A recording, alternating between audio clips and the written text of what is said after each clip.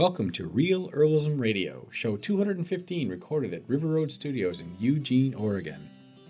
This show was made possible in part by the support of the Herbal Nerd Society. If you'd like to join the Herbal Nerd Society, go to thepracticalherbalist.com, click on the Join the Herbal Nerd Society link in the upper left-hand corner, follow directions, and you would be set. Now on with the show. Oh, hey! I was going to get that. So, on with the show. I'm Candace Hunter. And I'm Patrick Hunter. And welcome to Real Herbalism Radio. Patrick? What? I want to be garden. I've wanted to be garden too. I want to be garden so bad. What? Why are we doing a bee garden right now? We could be doing a bee garden right now. Why are we not doing a bee garden right now? Oh, because it's raining and we've had inches and inches of rain for the last, Okay. months. I've got a plan. Okay, what's your plan? My plan is this.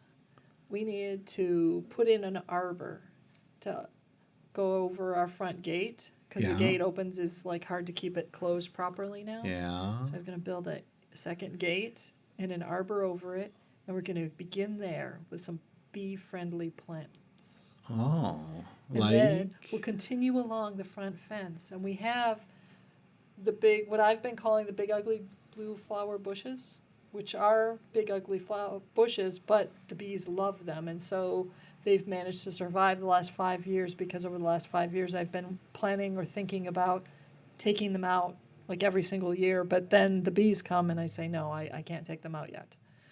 So right now, all of our grapevines are on top of the big ugly blue bushes. Yes, they are. And I have to trim them back anyway. So I'm thinking this might be the best year to actually take them out and put in the trellis for the bees or for the grapes, and under said trellis, put in some new bee-friendly plants.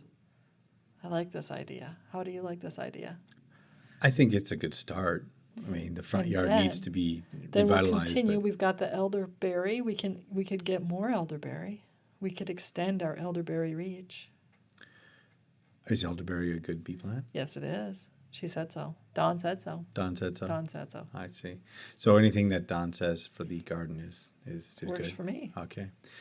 I think, for me it was always, and we mentioned this in probably a year or two ago when we talked about this other bee stuff, as I wanted to get away from mowing the lawn and that incessant lawn care, which is such a it's such a burden. I have got the perfect packet of seeds for you. Oh, there's a seed packet? There is a honeybee lovers seed collection available in the New Year's, this New Year's, the new seed catalog for strictly medicinal seeds. Oh. And I was thinking, well, if we were to start, we could get a couple. We could get that started. It comes with seeds for bee balm and comfrey and mullein, hyssop, pleurisy root, sage, tulsi, and something called Vickers bug gloss, which I don't really know what it is, but it sounds like it'll be fun. And we could plant these in the middle of the yard where there's all that grass and just slowly let them take over the whole yard. Oh, I'm not against that. I think the interesting part I like about it is not only is it a benefit to the bees and bees in general, but it's also a benefit to us. Yeah. Because of the mullein and the, all the other sage and all those other herbs you're talking about. We use those for medicinal purposes. We use those for cooking. We use those for other things, which is much more value than proposition than just green grass, which doesn't do anything other than feed our goose. We could also pull some of the peppermint. We have a little bit of peppermint that's survived between the roses and the fence where we have the rue plant. I could take that out and put that in the middle of the lawn too. I bet you would be much happier there. It's possible. You're looking at me like I wouldn't want to do any of this. I'm fine with all of it. What I'd rather do is we're in this mix of hybrid where we're trying to get the yard to be more natural, if you will, our area or our land, and still having this other part of the lawn which we have to mow and do things, and neither one of them look great. So Right. people are like, well, are you going to have grass? Are you going to have this? Are you going to, I mean, Do you know what you're doing? yeah, I think, yeah, our house is kind of pegged as the redheaded stepchild of the block, but, It's not redheaded stepchild. We're the hippies. and for our area, we're not that hippie. We're not very hippie, No. but our yard is a mess, and I have ideas for changing that. And I decided to begin in the back where it's a little bit smaller, more contained, so it's not as overwhelming. Yeah, we do be have a honest. patch in the back that would work perfect for that kind of thing. Yeah, the ducks have probably destroyed the sod that I put down last year. Oh, it's not probable. They did. Yeah, Oh, that's gone. but I'm gonna reseed all of it. It'll be fine. Yeah, again, and have to like I'm block gonna off keep our reseeding. yard and do all these things. Every and summer there will be the fencing to block off fencing. all of the. I mean, it's just unbelievable. You get a little bit of water and they destroy. Yes, they do. But yeah, one of the challenges I've had is trying to redo the structures back there. We pulled out the irises, we put in the new arbor, which is going to have passion flower on it, which should be bee friendly. Right. And hops, I think, is bee friendly. You know, I could redo the hops. I don't need hops. we don't need hops. I mean, we like them because they grow quickly and they, I like the scent of them. But I don't really recall bees hanging out. I mean, there's a lot of pollen on hops, but I can't remember. I'm thinking I'll put in runner beans instead. I don't care what Finn has to say. Well, he's only going to be a That's couple more years terrible. anyway. So Right? This part of the arbor is right behind, or is right around my son's window. The part with the passion flower goes around my window, and then he wanted hops on his. And while I'm not in absolute disagreement on that, we have hops in the front yard, and I don't know that I Well, need more hops. I think though we'll probably get rid of those hops as we, or as we start doing this redo because where are they going to go? I mean, they're they're just not gonna going to be stay on the in the trellis because you're going to make grapes there. So they don't have a place to be. And to be fair, they don't really do very. To be fair, they don't be very well. We don't. Yeah, they survive. We've had a couple. We've had a couple okay of really years. good hop harvests. Last And year then was not great. No, and the one before that was good, but Yeah. and for us, we're not really brewing or making beer or any of that kind of stuff right now. And if we did, we have a lot of frozen hops already. Yeah, we do. And those hops are okay. They're just not a very strong bittering hop if that's what we're Right. using them for. Now, if you need them for being a sedative and calming you down, then they work great. But yeah, it's true. yeah, I don't think they're very bee friendly. No. So I'm thinking that perhaps I know scarlet runner beans are friendly to bees and hummingbirds. So I'm thinking those might actually go around the arbor. But then we also have the castle refurbishments that need to happen. Well, yeah, but that's not. I mean, that's not bee friendly or not bee friendly. That's just No, casual that's- refurbishments. But it takes time and energy and resources to do all the different things. And I'm trying to get the structures to the point where then I just tend the plants instead of tending the structures as well. Well, think of it as a 2-part or 3-part Yeah. building summer. You Yeah. have your spring, where you get everything moving again, and then in the case you could plant the sod and or grass or whatever we're going to do, and then you can also plant your passion flower, and you can do the beans, and we can get the trellis completed in the back, and that's stage 1. Stage 2 is probably going to be after the graduation and after all that stuff and relatives are gone. Then you've got the kind of July time frame that we would build the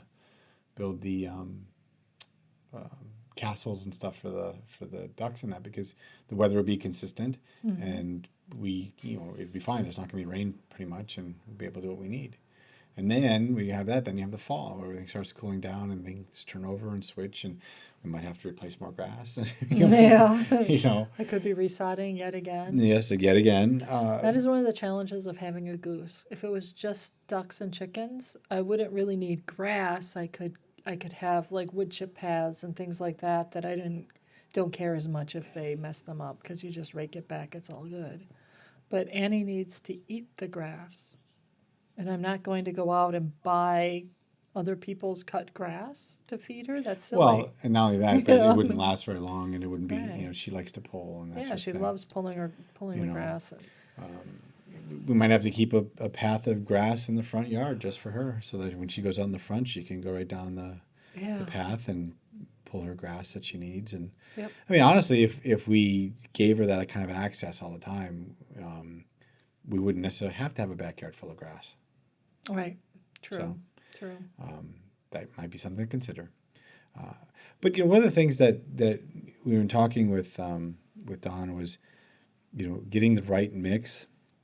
And when Sue, we recorded this with Sue, she was talking about the invasive species, and I thought that was interesting too. That Don came back with, well, the bee we use is invasive too. I mean, that came from Europe. That's true. I think invasive species. I'm kind of wishy-washy on it because through the entire time of man's quote unquote settlement of the earth, we've been bringing plants everywhere. We're not the only species that carries plants all over the Right. place. I mean, there are plants, and I can't remember which ones they were, but there are plants that have been carried across the oceans by birds. Right. So, It's kind of life, and are we mad at the birds for cross-pollinating? Right. So I think that when she said that, I respect it, and I wouldn't go out of my way to plant something that, kudzu. I probably wouldn't go out and plant a kudzu plant in our yard.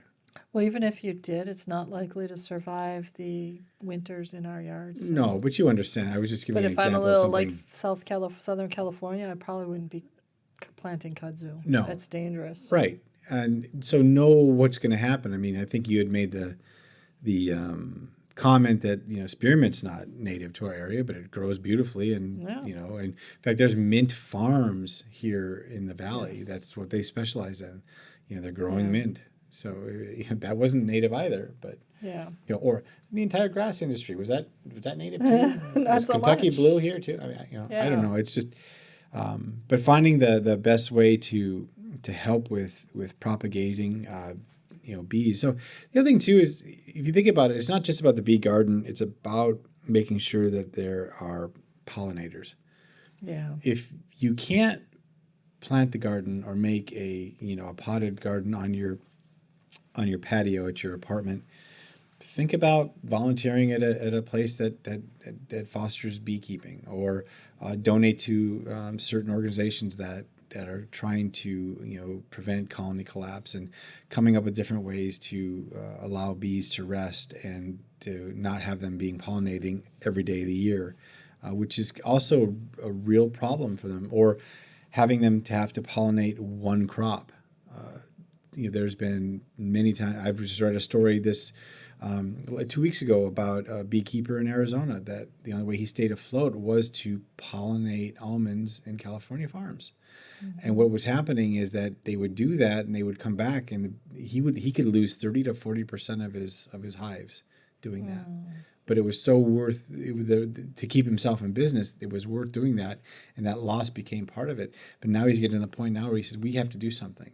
And the almond board isn't ignorant in this fact. They have these, they are now telling all of their members of that society, if you will, glyphosate-free fertilizers. No more of this, no more of that. The reality is, we should probably all across all of our nation be saying no to those fertilizers, because if they're damaging to bees there, they're damaging to bees everywhere.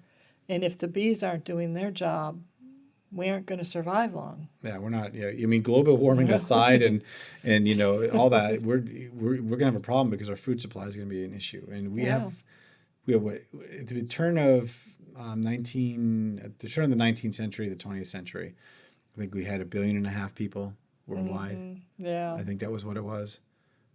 Now we're at 6, maybe 7 billion. Yeah. And there doesn't seem to be any sign of stopping. So within 100 years, we've increased our population 6-7 times. God, can you imagine 100 years from now, 14 billion people on this planet? It wouldn't even be 14 billion. It would be 6 or 7 times what we have now if you look at that. If you just, You It know, just sounds really crowded. well, And without bees doing their job, we've got a serious problem. well, not only that, but if you give that kind of crowding, you're going to have the disease in these mega cities. I mean, these mega Yeah. cities develop. Right, You right. know, so it's just it's very dystopian when you think about it. So let's make sure that we've got the bees taken care of. Yeah, let's go back to how we're going to plant more plants for the bees. Right. I think that if you have any growing space that you have that's available, whether that's, like I said, pots on a patio, a yard, whatever it is, even if you're like, I love my grass and I want to have a grass yard, there's nothing wrong with having a corner of that yard, like kind of, with some timbers and stuff, and Yeah, make do a little yourself a pollinator little garden. Yeah. Something that the bees are attracted to. Mm-hmm. Leave the rest of your lawn alone. If that's what you really want, you really want to have that. Yeah. Think about how you can do that. And if everybody just does that a little bit, that little effort every day makes big, big changes. Yeah. I wish that we would start, instead of the monoculture grass lawns, that we would go back to what they were doing like 100 years ago, which was, yeah, you have a lot of grass, but you also have like lawn daisies and those little white clovers and other Yeah. little plants that have little flowers, and they make the yard look so much prettier, I think. Your lawn does not have to be a golf course. It can have Yeah. different things on it, and it's just better for your lawn. It's better for your dirt. Yeah. If you have a more of a varied plant families in your lawn, it's going to help your lawn, your nitrogen Yeah. levels and all that stuff, instead of always having to spread this fertilizer and that's fertilizer to basically grow this perfect grass that no one really enjoys. I mean, I never see people out there on the No. grass, laying in the grass, playing in the grass. Right. The only people I ever see do that are the kids. Mm-hmm. Mom and dad are on the ground playing. I mean, okay, And kids typically who are I don't want doing everyone that- to write in and say, well, I play in the grass. Okay, fine. But mostly they don't. No, and most of them, at least in our area, they collect at the school playgrounds or the playgrounds Yeah. to play. Or you the don't- patio. You don't usually drive along town and see kids in the front yard playing No. in those pristine grasses. Not at all. Not at all. Yeah. So it's a cultural thing. I think It we have is. to It figure that is. out. We have to get away from that 50s suburban I layout. miss the reason I miss the little flowers in the lawn is that there was a certain elegance about it that it was like, I don't know how to put it.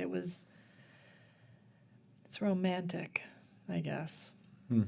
It's, you go along and you see, and it's the field of green with the little dots of all these little flowers, and you can think about, ooh, the little flower, what if it's the little miniature world, like a bonsai tree and all of that, but then you think about the big expanse at the same time, and Right. it was much better for the imagination. I like Flat that. green is dull. It's carpet. Yeah. It's all Exactly. it comes as carpet. And while carpet might be great inside, outside, that's lame. Not so much so. Yeah. So anyway, All right. So grow bee farms, support the bees financially or by just planting some plants. mm-hmm. All right. And help me with my campaign for more bee plants in my own yard. You don't have to help her. I'm already on board. As always. No. Oh, We have- that's right. No. Oh. There's herbs in the news. Herbs in the news. I forgot about your news article. I know, Patrick came up with an interesting news article. Right. So this article was published. This is at the beginning of January of this year. And sometimes we have to wait for things, but this was on forwomenfirst.com. Which I found fascinating. Firstforwomen.com. Yeah, I found There it you fascinating that that's one of the journals you were perusing. I know, right? Yeah. This came up on one of my news feeds that I get from an app on my phone, and it's basically about cloves. But the title of the article is "Detoxify Your Liver, Lower Blood Sugar, and Fight Cancer with Cloves." Well, that sounds like a miracle herb if I ever heard one, I know, it sure does, doesn't it? right? So, what is the main constituent, Candace, that they believe is the thing that makes cloves so awesome? One of the things they were talking about a lot in the article was eugenol, which is a chemical that's available in an awful lot of other plants as well. Yeah, that's a pretty potent antioxidant. Yeah. In fact, I've been thinking about doing a chemistry article on it. I haven't yet, but I'm thinking maybe in March I'll get that done. Okay. I mean, we've used cloves in cooking for years. I mean, in fact, I've also used it medicinally. I think you have to have a clove pack when you had your wisdom teeth pulled? Oh yeah. So we go in. Patrick and I both went in to get our wisdom teeth done within just a matter of like what, a week or two of each other. I had one tooth to extract. He had four to extract. He had all four done at once. I had my one tooth done at once. My one tooth came out, and they said, "Here's the painkillers. Take this for the next 2 days. You should start seeing, within a week, you should start seeing less pain." This is the really like the really high end painkiller stuff. So they only give you like enough for literally 2 days, and that's it. So I take my 2 days worth. Patrick got the same stuff. He takes his. I think he only took one day's worth. He did his second. And Right. so, he takes his 1 day. I take my 2 days, and I'm like, well, it still hurts, but I've had migraines. This sucks, but it should be okay.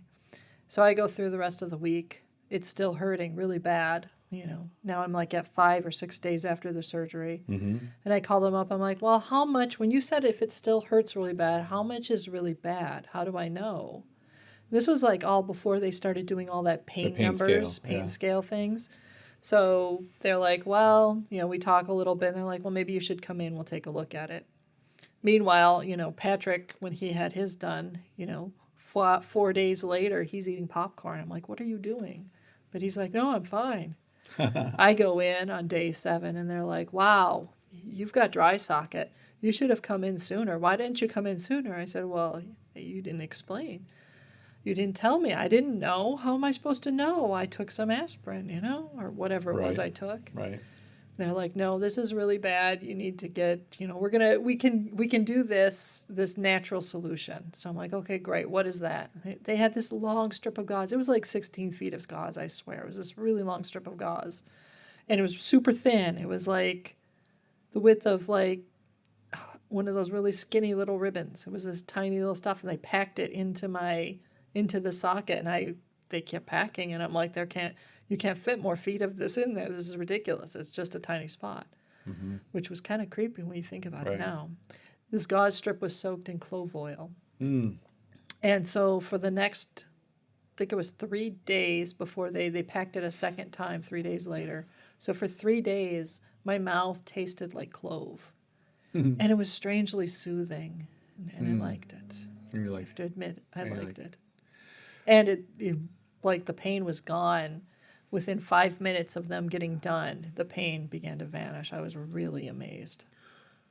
I find it interesting that a lot of the cultures that have used or use cloves, because they know these things, like like the dentist or whatever, but they know these things. It seems like innately, they know that it does this stuff for sugar. It does this stuff for your liver. It does this stuff for your stomach. All these things that just over a course of what they do. I'm specifically thinking like Indian cooking, which uses a lot of cloves. Yeah. But they had this idea that okay, it does it. These are we feel good. We do these things. This is what we eat, and we're healthy. And with this article, I found it interesting that everything that they were trying to prove or say it does was based on animal studies. Right. And you not had human right, studies. Right, and you had a comment I have before we a started. frustration with that. Animals are not all the same. You can give me, like, I might be able to take a certain herb, but I can't give it to my cat. It may not be good for my dog, and who knows if it's good for the mice or rats living in my area. Just because some animal can use this herb effectively for this reason doesn't mean all animals can, and it definitely doesn't mean humans can. So when people are using animal studies as a justification or a proof that something works or this is what you should do, I seriously question the wisdom in that. I don't think that's an intelligent way to look at it. I don't think we should be testing on animals in general, but definitely not as a proof that something works. I do, however, look at animal studies as potentially having a little more credibility when what they're actually doing is trying to explain why a traditional use that has been working for, hundreds of thousands of years or however long is being, like for instance, in the case of the clove, chai masala or chai spice blend, there's like 3 core herbs that are in almost all of them, Right. and have been in almost all chais for, an awfully long time. And those are clove, ginger, and cardamom. Ginger heats up the digestive system or gets the fire moving, and helps reduce inflammation in the intestinal walls and all of that stuff. So it's, ginger's for firing it up. Cardamom helps encourage the peristalsis, or the muscle contractions that moves food along. So it helps keep the digestive tract moving and not let it slow down. And the idea of clove potentially being in there because it helps manage blood sugar levels and insulin makes a lot of sense. Right. So when you put the 3 together, there's your basic, after dinner or high, afternoon tea blend that makes sense, Right. So to say, oh, well, now we've done some animal studies that say these are the chemicals that are acting in those cases and that could be helpful for these conditions, I can say, okay, well, yeah, because, traditional Ayurvedic use of clove already says clove is good for those conditions. So now you've also got science saying, yeah, we agree. We do it too. We can see why. Right. Then I think an animal study may be actually viable. It may make sense. Sure. Well, remember that active ingredient, eugenol. Don't run out and get eugenol supplements now and trying to focus on that. Because like anything else, too much of a good thing all by its lonesome is going to probably be bad for you. The eugenol that's in cloves is around other parts of that plant. So There's it's other there to plants. help buffer everything around it. Yeah, So. yeah. And there's a whole lot of other herbs that have eugenol. Right. Yeah. And the cloves isn't the only one, of course. But Yeah. So anyway, take a look at that article, firstforwomen.com. And that was, just do a search, I'm sure, on detoxify your liver, and that will pop up with that. So that was Herbs in the News. All right. So guess, Candace, guess what? Now can we say it? Now we can say it. Put an herb on it. The statements made about herbs and products on this podcast have not been evaluated by the United States Food and Drug Administration, FDA, and are not intended to diagnose, treat, cure, or prevent disease. All information provided on this podcast or any affiliated websites is for informational purposes only and is not intended as a substitute for advice from your physician or other healthcare professional. You should not use the information on this podcast and its affiliated websites for a diagnosis or treatment of any health problem. Always consult with a healthcare professional before starting any new vitamins, supplements, diet, or exercise program before taking any medication, or if you have or suspect you might have a health problem. Any testimonials, questions, or case studies are based on individual results and do not constitute a